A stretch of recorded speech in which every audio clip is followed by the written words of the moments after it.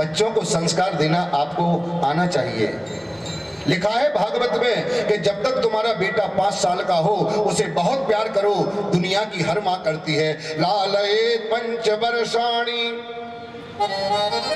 और जहां तुम्हारा बेटा 6 साल का हो जाए तो 10 वर्षाणि ताड़येत, प्यार करो, दुनिया की हर माँ करती है, लेकिन तुम्हारा प्यार इतना अंधा ना हो जाए कि बच्चे के संस्कार ही बिगड़ जाएं। और प्राप्ते तु 16 वर्षे, जहां तुम्हारा बेटा 16 साल का हो जाए उससे मित्र की तरह व्यवहार करो, उसके साथ बैठ के भोजन करो, उससे दुख सुख पूछो, अपना दुख सुख बेटे को बताओ, इससे पिता और पुत्र में प्रेम बढ़ेगा।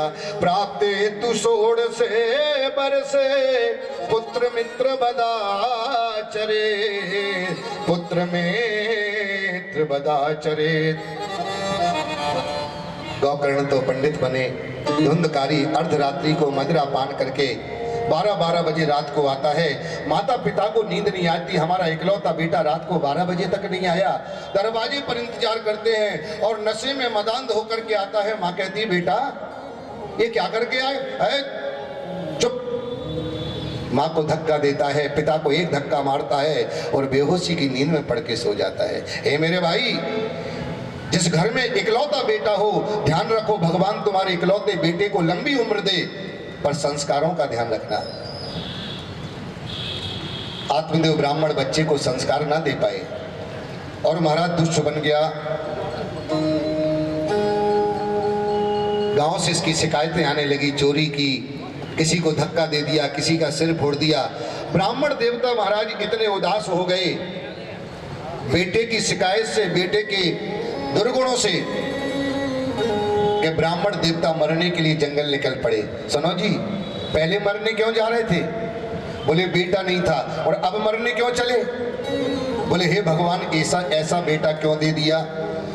पहले बेटे की प्राप्ति के लिए मरने जा रहे थे, अब बेटे के दुर्गुणों से दुखी होकर के मरने के लिए जंगल निकल पड़े।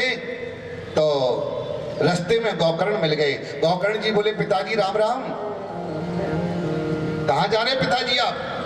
बोले बेटा, मैं अपने पुत्र धुंधकारी से बड़ा दुखी हूँ। तुम ज्ञानी हो, घर में रहूं तो रहूं कैसे?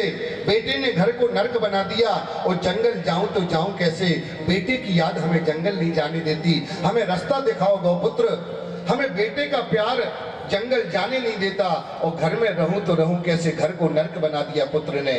ए मेरे भाई, तब तो गौकर्ण जी ने पिताजी को बहुत बढ़िया उपदेश दिया। बोले पिताजी, सबसे बड़ी गलती हम लोगों की ये है कि हम लोगों ने शरीर को ही सब कुछ मान लिया है।